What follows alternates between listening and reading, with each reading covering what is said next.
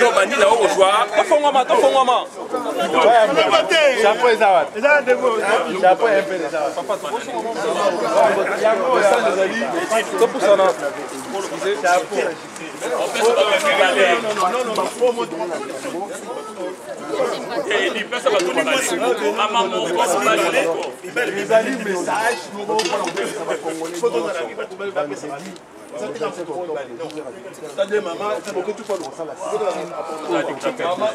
docteur on a jusqu'à où ça baptisé la carte stratégie viens pas vous payer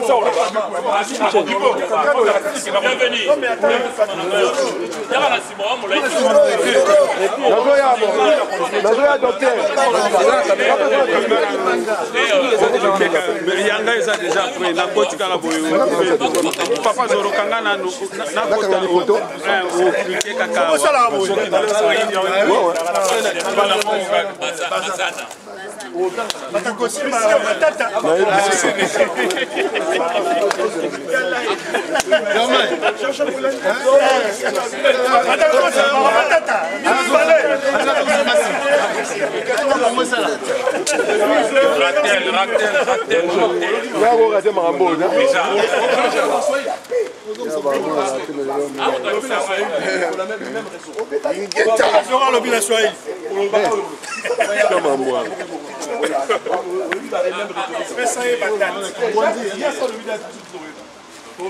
Papi gagne bio.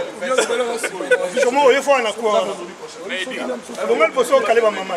Tout ça maman. Tout le reste bon ma mère faut pas lui bosser. Tu vas mère. C'est bon ça va. Nous nous préparons numéro 1. Attends pour que tu parles. Et surtout donner la justice au Congo. Fidèle Bazana. Cédric Nyanza Gabi Mamba. Papua Mwamba. Monseigneur Etchou. Floribert Chebea. Rositi Manga. 10 millions de morts. La fausse commune à Yumbi. Fausse commune à Kamila Sankou. Massacre à Congo. 2, 3. Bana Congo bango basangani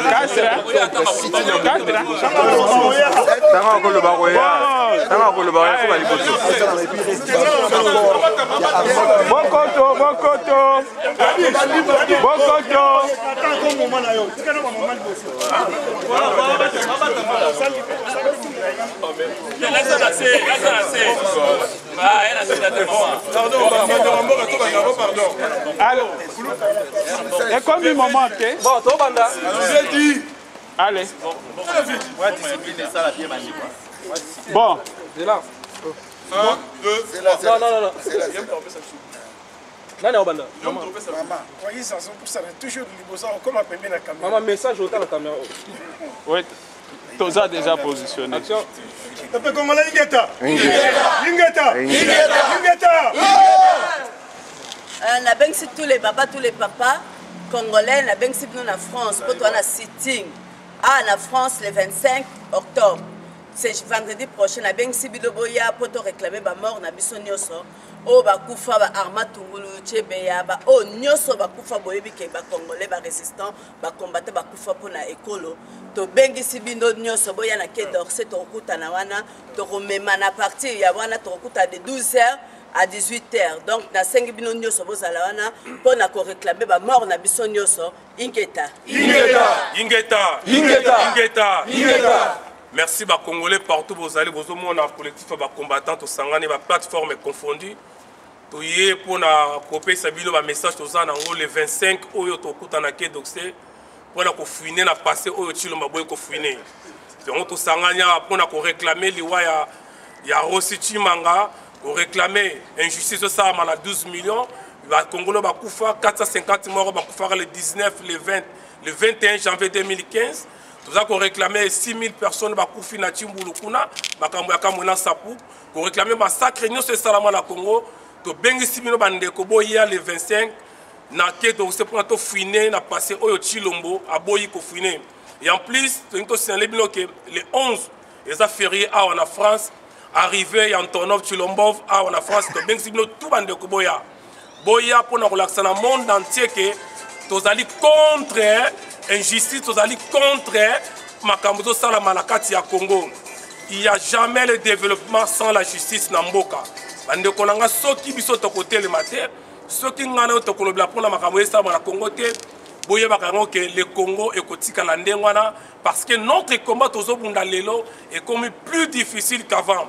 Lelo mpona mona ba Rwandais il faut na bomba ndeko nanga, il faut na finga ndeko nanga, or que comme comment moko plus difficile.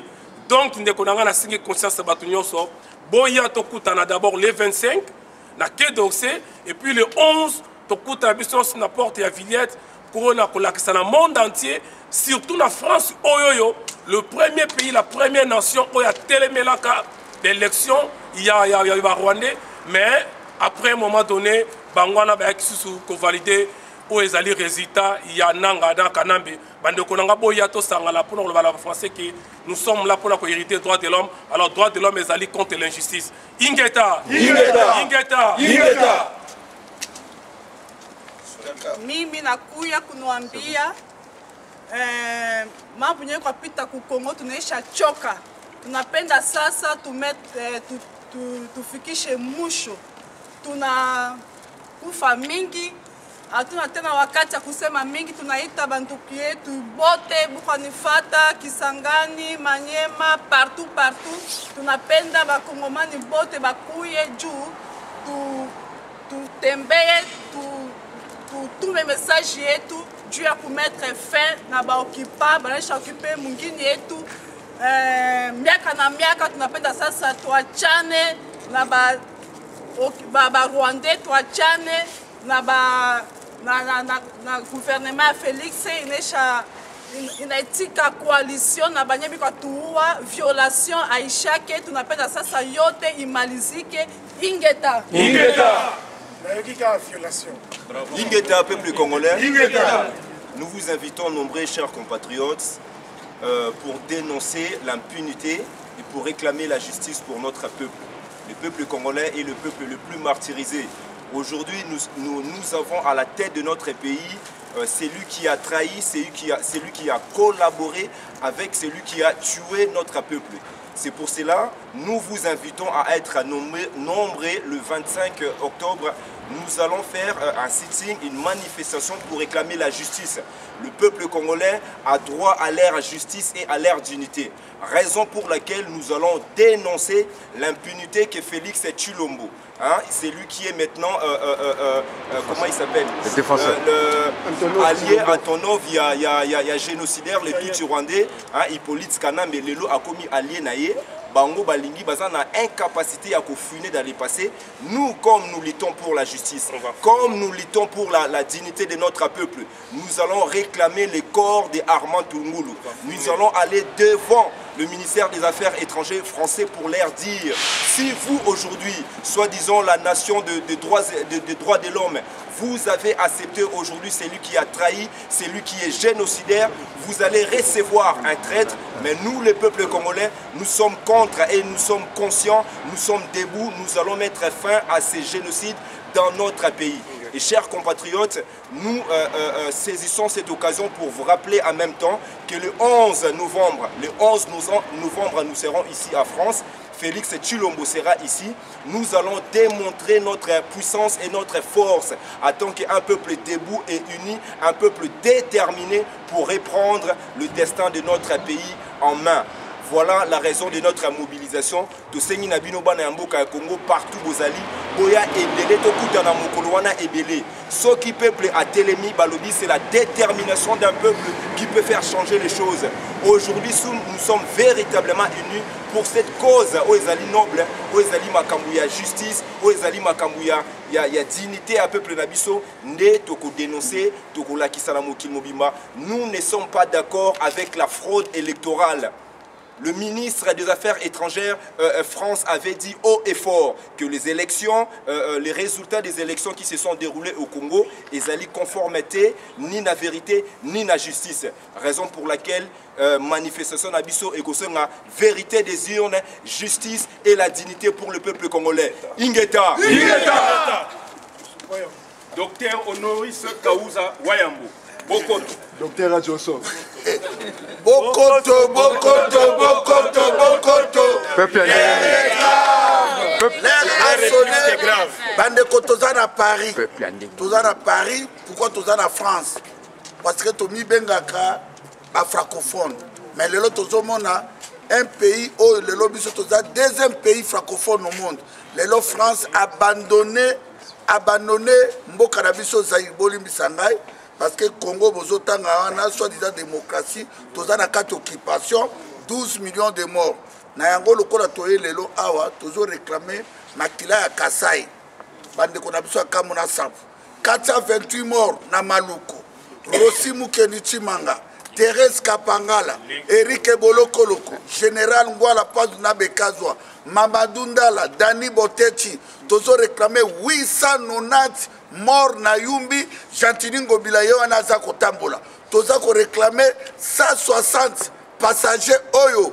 Alexis Tambe mo apesa ki mot d'ordre na Kindu bato bakufaki. Félix Tshilolo Tshisekedi le Corbeau et Renal kosakana na bazaïroate. Il y a temps pour tous.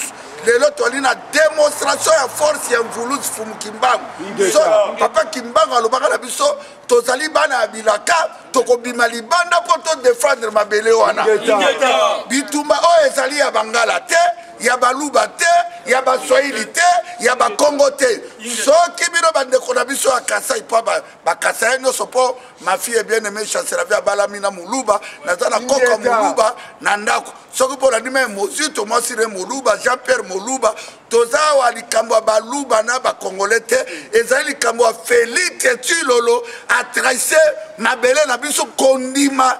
Il est très bourrique de naissance au Kola, arrive du politique Kanambe, oui Rwandais tous, mes frères Zaïrois, oui Rwandais tous, Bakanga 85 millions d'habitants en otage, Kanambe Rwandais, Roubé Rwandais, Vital Kamere Rwandais, Moïse Mwarungabu Rwandais, Deyo Mwarongiza Rwandais, Bisengimani Rwandais, Jeannette Kanambe Mole Minene Rwandais, de peuple et Ndengeli. Il y a le 25 octobre, na 12h, na ministère à quai dansé, na 5 na ba Congolais, ba Saïrois, tout basa na France, na Belgique, na Suisse, na Luxembourg, na Hollande, na 12h tous à la wana. Les 11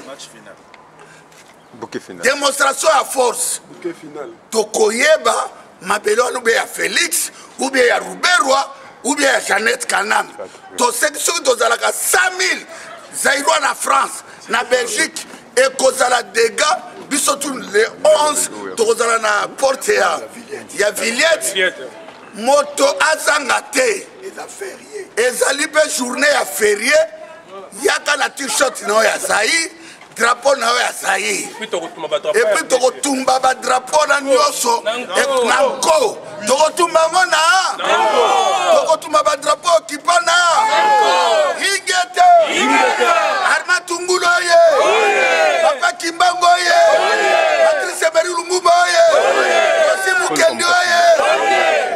Thérèse Kapangala ye. Dani Botechi ye. Chilombo Osuki. Chilolo Osuki.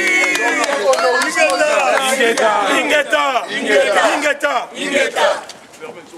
Peuple zaïrois, 10 millions de morts. Tokufa na l'époque il y a Léopold.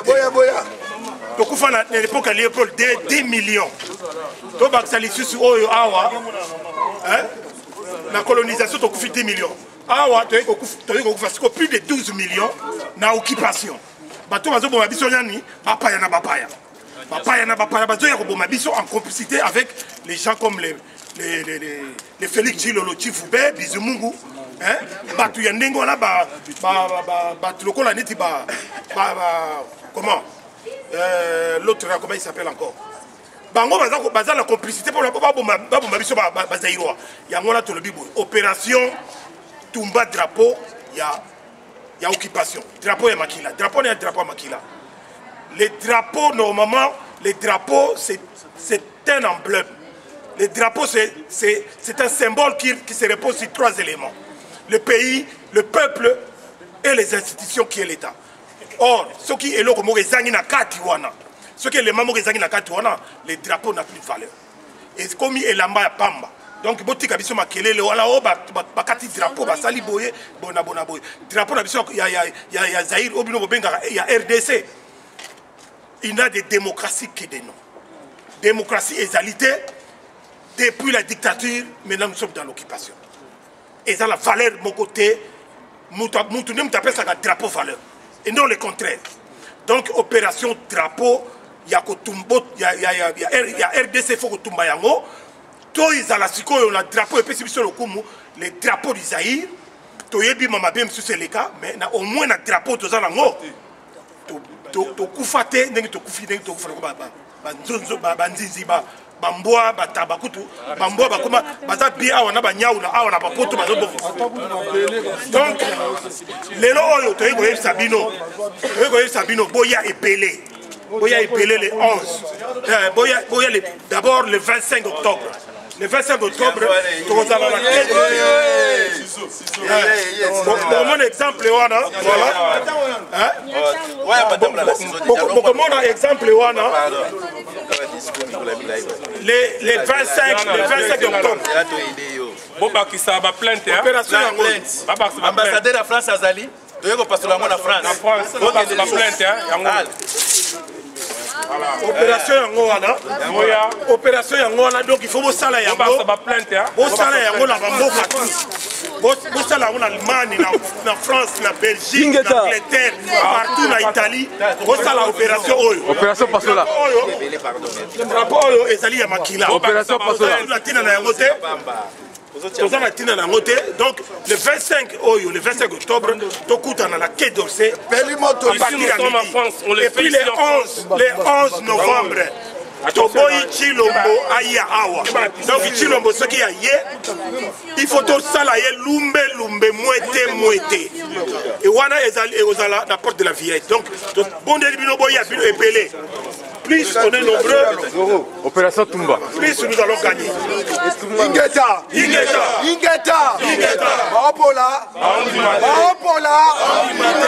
Le Congolais, la nation, ils allaient représenter le symbole. Symbole où ils allaient symbole et occupation. Tout ça que Tumba yango comme ça, bateau va porter à plainte, va au Kangaka. Rendez-vous le 25 octobre 2019 devant le ministère des Affaires étrangères et la France dans Quai d'Orsay. Toku Tanabiso, on a réclamé justice pour la mort congolais depuis le 18 octobre 1996. Tout ça, pour la justice, pour la vérité, parce que la vérité même c'est ton Aramboka. Justice n'est pas la socle de la nation. Ce qui moutoise a représenté la magistrature suprême, a refusé dans le passé. Nous ne reconnaissons pas ces messieurs-là comme président de la République.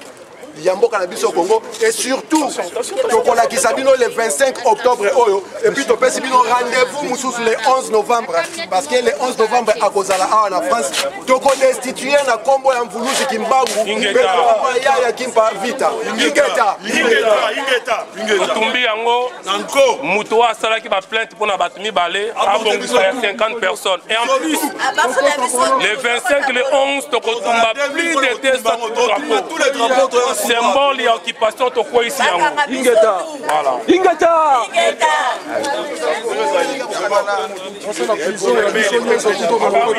On va attaquer au fond. Ingeta.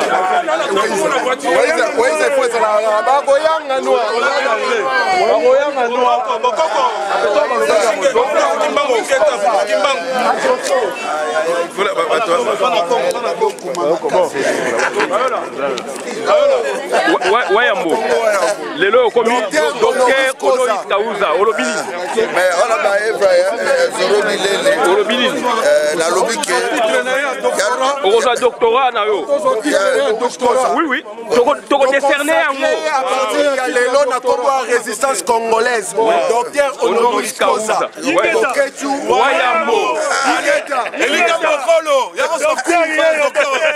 docteur Honoris Causa international Vrai docteur Donc, Christian Bola, on a remercié Batounos, on a remercié Laura Soko. Voyez, d'ailleurs, au Kata Makambwa. Voilà, on a remercié vraiment de qu'on a bienvenu. La monde a bienvenu Bambale. Abunda Ebele, on a été dans Maya Baselo. Petit frère propre, donc, on est ensemble. Moto ya danger, moto ya danger. Tozo Poussana. Bienvenue. Akufani na Jimmy. 36 ans. Maintenant, il a esprit. Maintenant, il a 36 ans. C'est pour.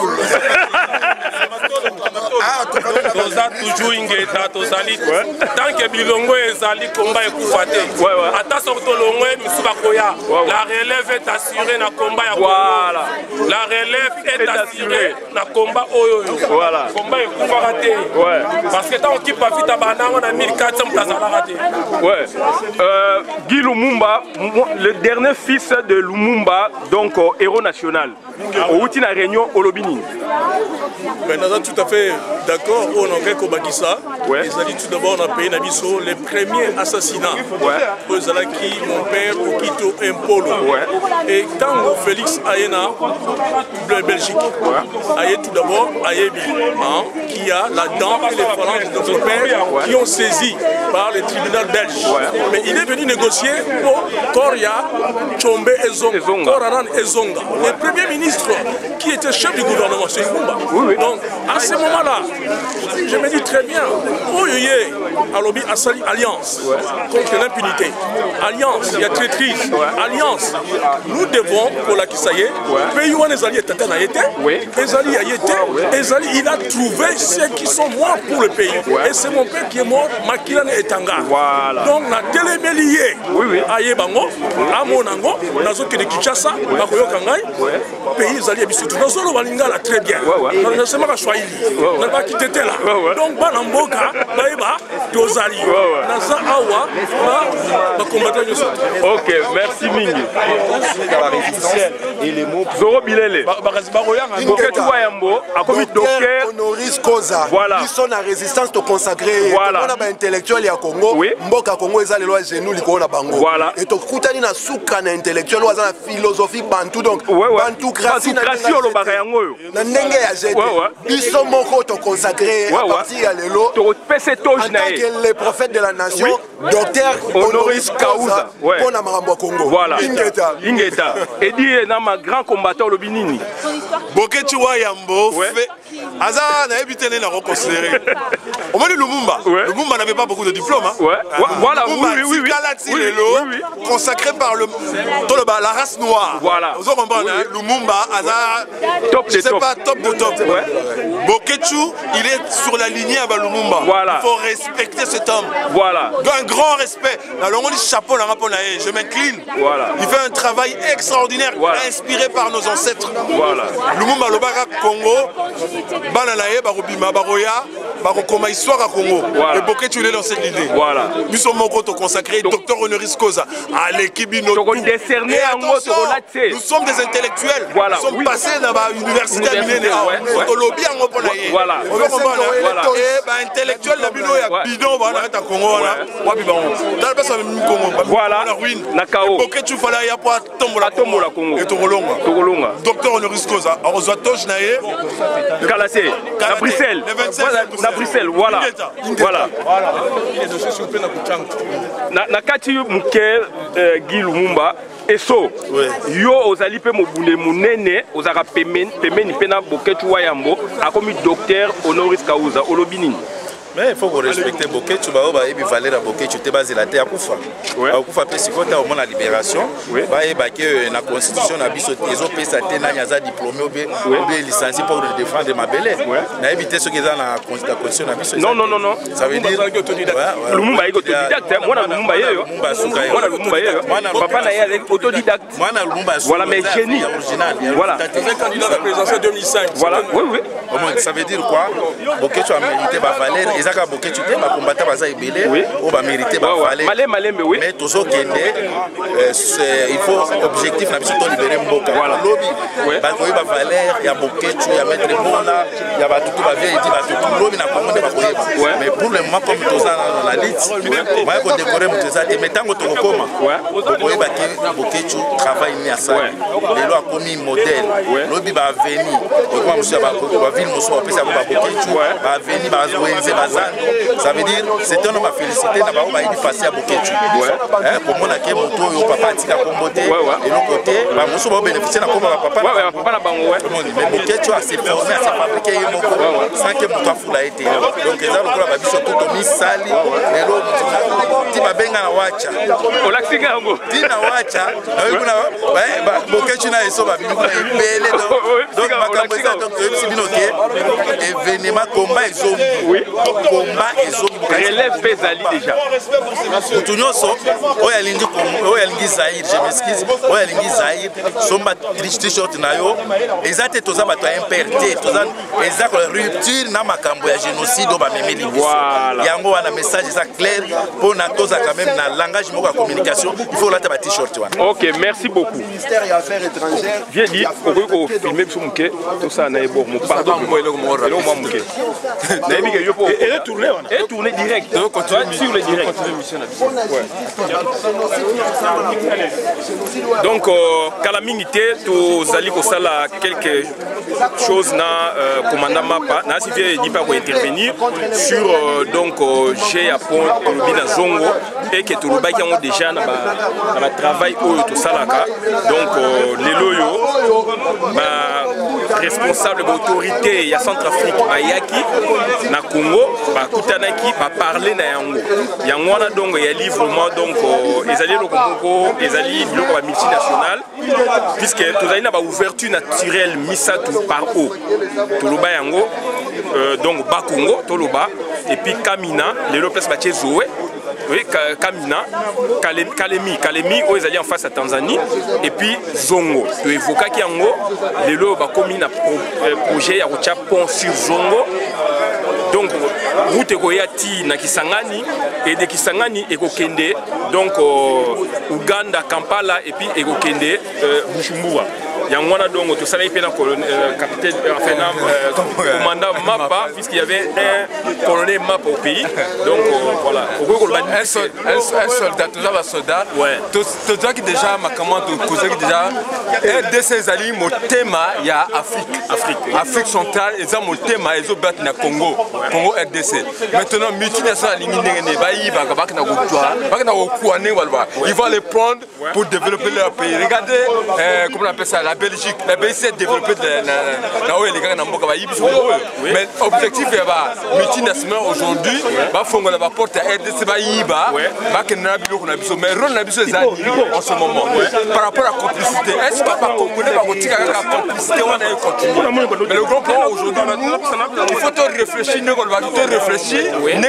pour profiter de la situation où ils ont parce que bisous tous en mongo tous en capitauté tous en puissanté mais qu'est-ce qu'il faut faire pour réfléchir pour que bisous tous doit récupérer mon cannabis dans le sens que bango doit partir na bango bisous peut doit partir parce que bisous ont le pouvoir en rater mais je voulais aussi avant de continuer parce que bisous de la général Mukoko oh va y va pouvoir oh ça soit il va y pouvoir ça soit gagner à côté mais maman n'a koufi donc na ngala ça parce que maman a supporté ni moi na bâti na boloko donc revenons dans nos histoires parce que ba sasunge so ba ndenge moko eza bato moko ba benga biso benga ba préfet ya ba mindele bâti bango pona ba yibaka biloko na biso mais qu'est-ce que nous devons faire pour que to réapproprier mboka na biso vous comprenez ba minéraux wana ba mindele ba yeba coltan na moni pas na bino eza mingi na matadi coltan ezali mais na base ya coltan ezali na Congo Brazza coltan ezali ce comme on na bassin du Congo pétrole na pétrole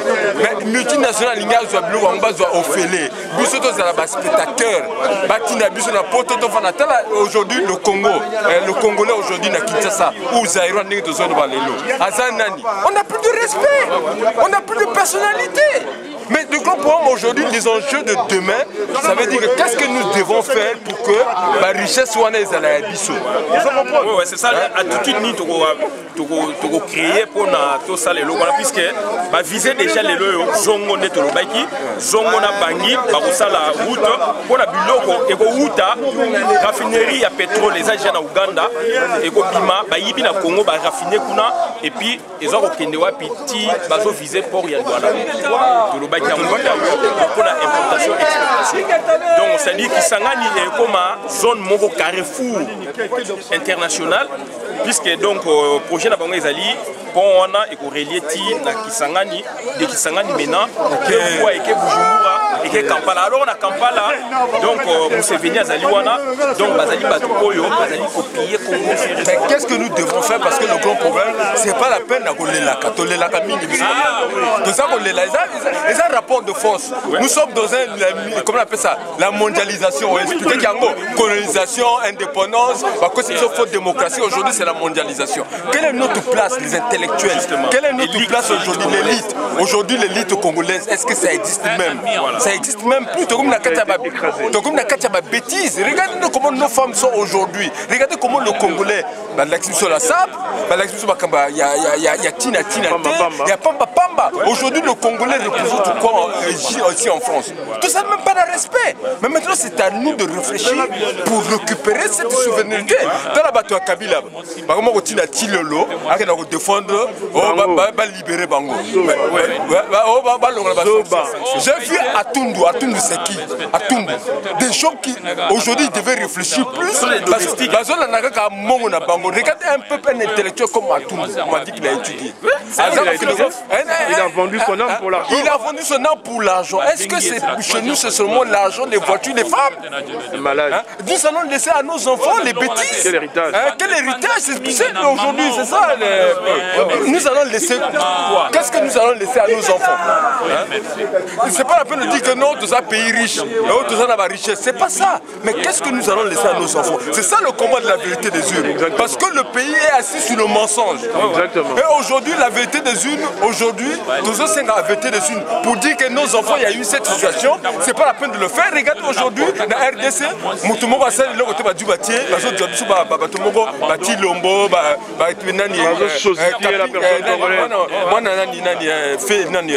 Joseph Kabila. Attends, on a été. Troisième primaire. Troisième primaire master. C'est ça le. Voilà, donc, tout ce pays mini, Ndenge, tout Sali, direct Oyo, na map grand combattant à Congo Brazzaville, soutenira toujours l'action, il y a toujours les Congolais, puisqu'ils allaient deux livres, donc, partager la mathématique et les il est très important, il y a plutôt parlé Marambiazon, puisque tu parlais de Bosso Kalemi, Bas Congo, donc naturellement aussi Zongo, ils ont accès mongo à eau, donc exportation, importation, donc économie, accès voilà, Centrafrique, Kisangani, donc Congo, Kampala, derrière Kampala, il vise quoi? Kenya. Mais je voulais seulement compléter, je dis aux gars de la RDC, les commandos, nos amis de la RDC, n'ayez pas peur. N'ayez pas peur de se punir comme des enfants. Mais quel est ce que nous allons faire pour développer Mboka? N'ayez plus peur. Parce que l'ouverture, ouverture est serrée. Mais à l'intérieur, qu'est-ce que nous allons faire? C'est à nous de faire pour que Manzela les il ne faut pas avoir peur. Parce que donc Bolobi que tout ça va congolais. Mais il faut tout l'ingana to yebana. Pour l'ingana to yebana une intégration donc intra-congolais. Il faut pas tomber ba route ba boé mutu azali na Goma. Ah oui ko passer week-end par exemple na Bandundu na Kikwit. C'est tout un problème. Tout le monde on a poto awa. Ozo mutu ka awa OK na Strasbourg. Tout ça na Calva à Outi Strasbourg ayi awa. Plus de 450 km. Qui tu as yambo ba na Bruxelles ba yé. Ba Outi na Bruxelles. 350 km. Ça le roi donc Outi Kinshasa ti matadi mais à Rozonga. Jour mort. Avant ça même toi tout. Oui.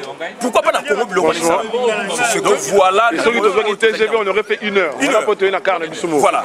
Donc c'est-à-dire le problème tout ça on a Congo et Angoana. Donc la ligne va se servir na Congo, va exporter ba bisabiloko mais comment ils ont dépouillé du dedans. Mais c'est à nous. Voilà, c'est à nous maintenant. Le combat de demain, le combat de maintenant. D'aujourd'hui, de tout de suite. Le combat d'aujourd'hui, la vérité des unes, la vraie réalité.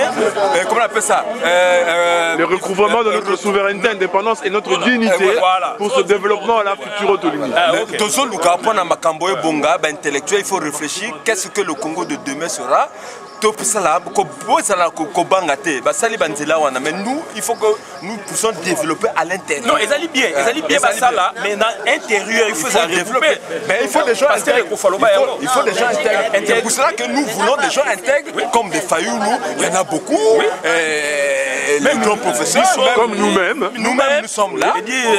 Nous de la résistance. C'est le combat de la résistance que nous sommes en train de faire. Notre frère Lumumba est là. Voilà. C'est le combat que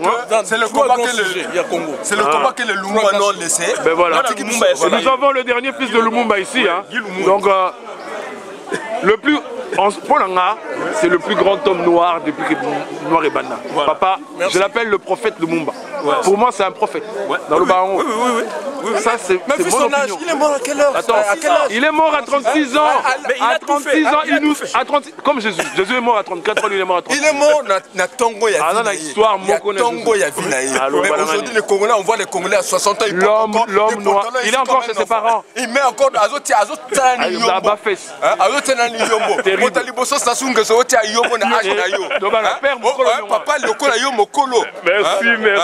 Merci. Donc, on te revient à Souka. Donc, là où nous sommes fiers. Merci beaucoup. Merci. Allez, Ingeta. Mais on se un peu sur le numéro.